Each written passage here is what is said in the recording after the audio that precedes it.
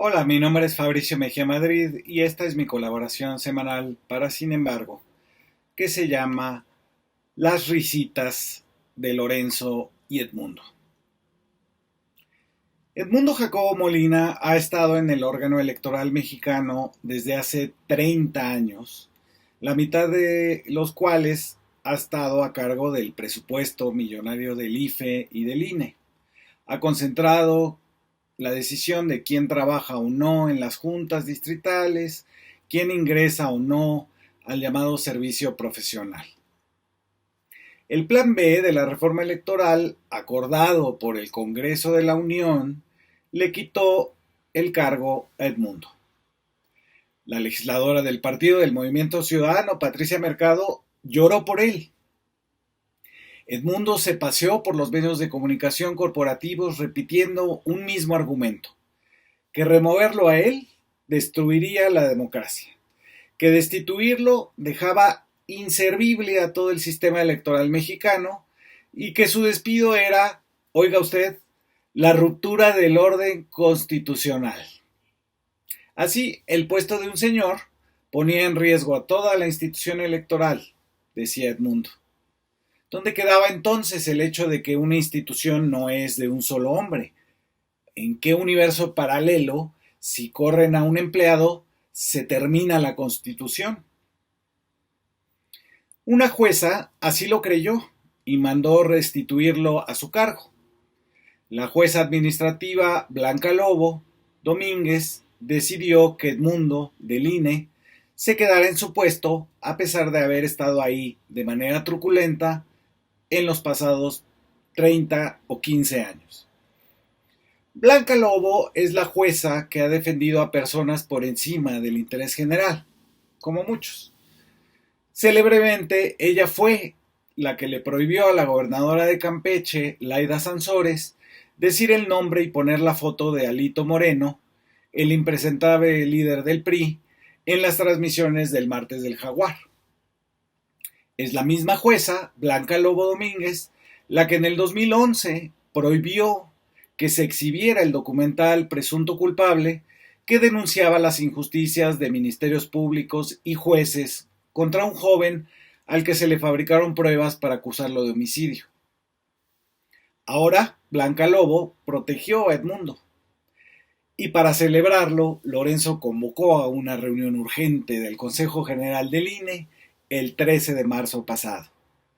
De eso se trata esta columna, de lo que se dijo y de qué se reían los consejeros electorales. La imagen que quedó de esa sesión del INE fue la de un presidente saliente, Lorenzo, con una sonrisa retadora, la extensa barbilla apuntando al vacío, mientras hablaba la representante del Poder Legislativo, Julieta Andrea Ramírez Padilla, y a la par que Edmundo se reía a carcajadas. La restitución en el cargo de Edmundo era el haiga sido como el haiga sido de un órgano electoral que se ha opuesto a todo en lo que va del sexenio de López Obrador. A bajarse los salarios, a decir cuánto dinero tienen guardado en 2 fideicomisos, a no poner todas las casillas en las consultas del juicio a los expresidentes y en la revocación del mandato. Y últimamente se ha negado a precisar de cuánto será la remuneración que les pagaremos a los 4 consejeros que ya se van. Las cifras van de 1.5 a 9.5 millones de pesos y ya se organizan loterías en todo el país para premiar a quien le atine. Esta sesión era ese haiga sido, es decir, demostrar fortaleza de unos funcionarios que gastan mucho, no se quieren ir, no nos dicen cómo usan los recursos públicos y además, con toda vulgaridad, se ríen de lo que dice una representante de la mayoría en el Congreso por la que votamos, porque Julieta Ramírez no es plurinominal, es de mayoría por Baja California. Edmundo y Lorenzo se ríen en medio de escándalos de corrupción con el dinero público del orden de 542 millones de pesos en fideicomisos, de las reuniones secretas jamás aclaradas en casa del propio Edmundo con Alito, Marco, Chucho y Claudio, de haber logrado llenar el Zócalo con gente que creía que les iban a confiscar su credencial de elector, o que preferían que los corruptos se gasten 95 millones de pesos en lavandería, 54 millones en actividades deportivas o 143,000 en comidas, a que se les provean, por ejemplo, esos recursos a los programas sociales para adultos mayores, becas a estudiantes o para la siembra de árboles. Se ríen también de que 9 burócratas de la administración y comunicación del INE renunciaron hace unos días sin que hayan rendido cuentas de sus gestiones a nadie. Haiga sido como haiga sido. La sesión abrió con Lorenzo asegurando: los cambios legales, antidemocráticos e institucionales del así llamado Plan B ha sufrido, así dice, sin concordancia entre el sustantivo y el número plural, ha sufrido su primer revés jurídico. El primero, estoy seguro, de muchos que vendrán. Así Lorenzo, en vez de ser árbitro, encarna el freno de todo eso que no se toca. Y sin empacho se manifiesta contra la mayoría electa en el Congreso de la Unión. Para ir contra una decisión del Congreso, Lorenzo está obligado a invocar una autoridad superior a la mayoría electa y entonces apela al Estado de Derecho, que para él significa que los diputados y senadores no pueden votar una ley. Así lo dice. Y es que en efecto hay un punto que me parece no es ocioso resaltar. Los litigios relacionados con el artículo 17 transitorio no son simples controversias jurídicas relacionadas con la persona que ahora se dirige a ustedes y su permanencia o no en un cargo público dentro de la función estatal de organizar las elecciones. Tiene que ver en realidad con la concepción del Estado mexicano como un Estado de derecho, en el que se respetan las competencias conferidas por la Constitución a los órganos primarios del Estado previstos en la misma, así como también los derechos humanos reconocidos a las personas por el ordenamiento, en tanto ejes motores para evitar que las instancias del poder público se conviertan en una amenaza para los individuos. Sin miedo a la exageración, da el salto cuántico, del despido de un funcionario al respeto a los derechos humanos, del Estado de Derecho a la idea de que ese mismo Estado es, como dice, una amenaza para los individuos. Está muy cerca en esa concepción del ultraderechismo de los libertarios de Donald Trump, los que dicen que el Estado les cobra los impuestos. El propio Edmundo, en su intervención, antes de carcajearse en la cara de la mayoría legislativa, se dio cuenta del tremendo contrasentido de estar defendiendo su propio puesto, como si con ello defendiera la democracia y el carácter institucional del órgano electoral, que por definición no dependería de las personas. Entonces Edmundo dice: México es un país de instituciones en el que las personas integrantes de los órganos estatales estamos únicamente de paso. Entonces se preguntará usted, ¿por qué dijo que su despido inhabilitaba la organización de las elecciones? ¿O acaso no dijo que su remoción del cargo iba a impedir que los votos se contaran? Luego Edmundo se fue contra la idea de sortear en la Cámara de Diputados a los nuevos consejeros.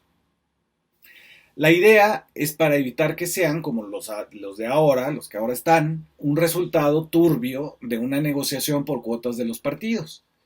Aseguró el prócer de la eternidad laboral: solo quienes carecen de lealtad democrática pueden apelar anticipadamente al azar por encima del consenso político para la definición de tan altos y relevantes cargos.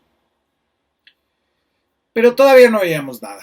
Siguieron las palabras de Acción Nacional, cuyo representante, Víctor Hugo Sondón, celebró con Edmundo: el punto que nos ocupa tiene particular relevancia, pues implica un revés a un régimen autoritario que pretende alterar las reglas del juego democrático. Es claro que el actual gobierno, instalado en su fase subversiva, busca dinamitar al INE para así convertir la elección federal del 2024 en una trifulca postelectoral, quizás del tamaño de la crisis de 1988 o peor aún, dotada de violencia y represión militar. ¡Wow! Aquí necesitamos tomar un respiro. Al licenciado Sondón le parece subversiva una legislación electoral aprobada por mayoría en el Congreso. Sin miedo a convertirse en el profeta de los últimos días, Sondón ya augura un 2024 de represión militar, cuando estaba apenas unos minutos antes celebrando de que existiera un poder judicial que otorga amparos.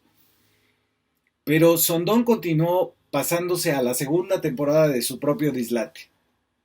Aseguró: al parecer, los diputados se sintieron en un régimen como el venezolano o el nicaragüense, ambos violatorios de las libertades políticas, los cuales, por cierto, son modelos admirados por el actual presidente de la República.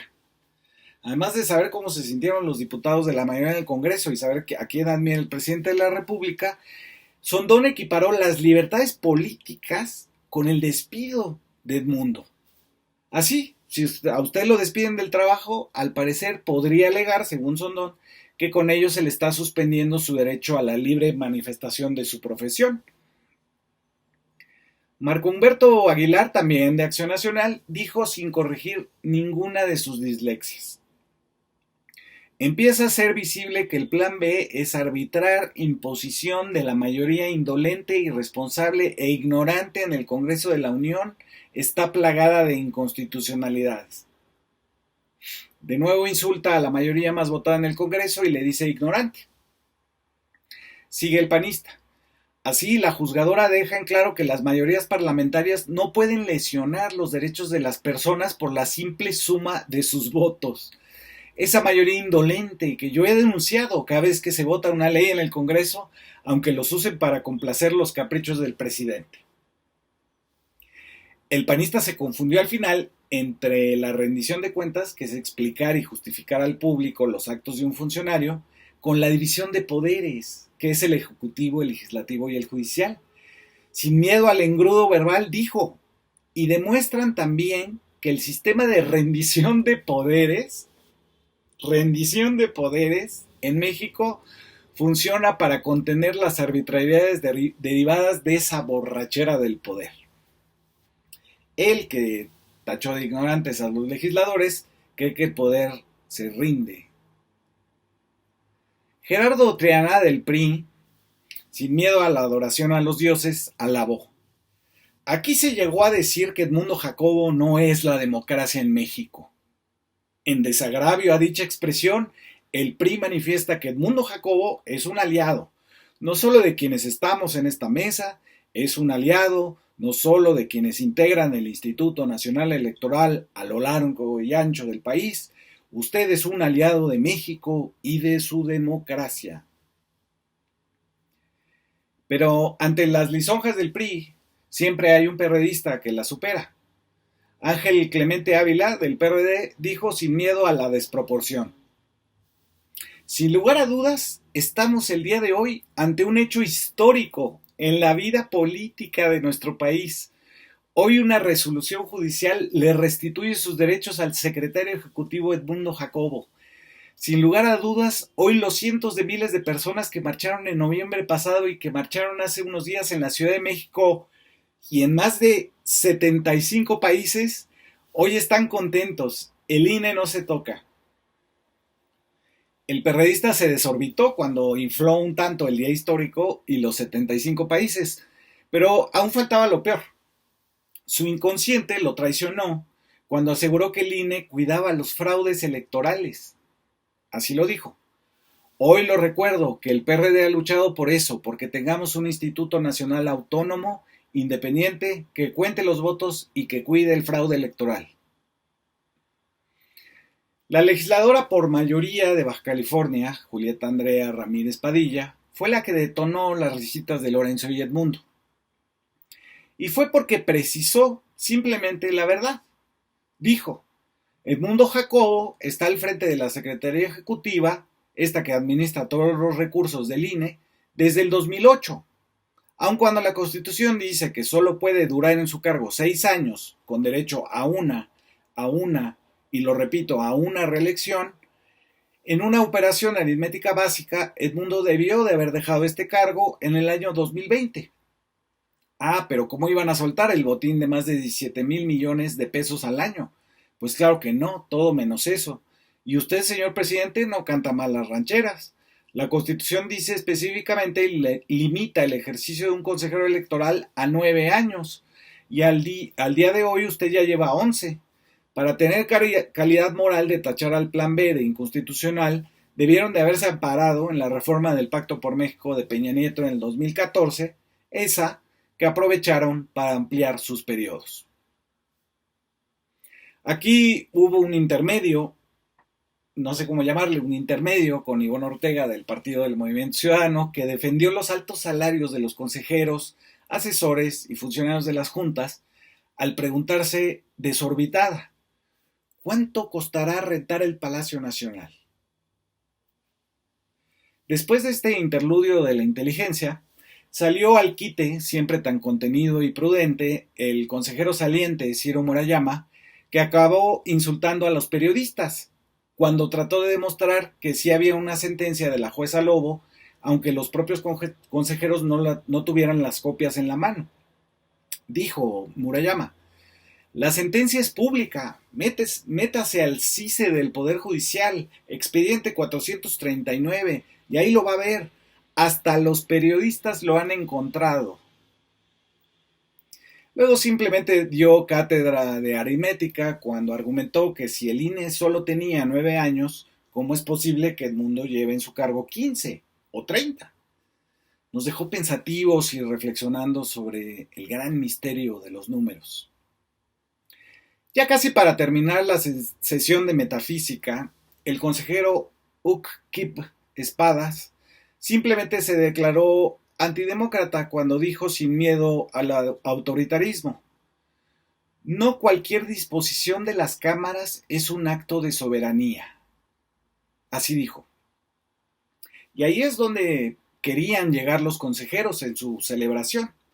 Confundir más a la ciudadanía entre autonomía y soberanía. El INE es autónomo, pero no es soberano, como los estados de la República, cuyos legisladores hacen leyes. No, el INE es solo autónomo, es decir, puede tomar decisiones, pero acotadas por el verdadero asiento de la soberanía popular, que son los representantes electos. Pero esa confusión de quienes son doctores en Derecho, como son los consejeros del INE, les ha servido a últimas fechas para, por ejemplo, decidir sobre su propio presupuesto, por encima de los diputados electos de mayoría, cabildear para que las leyes no sean aprobadas, promover manifestaciones y hasta regañar a los ciudadanos con aquel chipotle autoritario. Son los que han promovido la confusión entre una ley electoral que es básicamente presupuestaria, es decir, para que los partidos y los órganos electorales no sean los más caros del mundo, con la destrucción del voto libre. Son los mismos que promovieron la mentira de que algunos aspirantes al Consejo del INE habían obtenido los resultados de la prueba de conocimientos electorales, cuando sabemos que ese proceso lo lleva a cabo un comité compuesto por el INAI, la Comisión de Derechos Humanos y la JUCOPO de la Cámara de Diputados, y cuando el perfil de los nuevos consejeros no se determina por un examen, sino por toda una batería de entrevistas, ponderación de biografías y de logros profesionales. Pero hay mucha gente que se enreda en estas confusiones, y de ellas, sin duda, también se ríen Lorenzo y Edmundo. Muchas gracias por escuchar.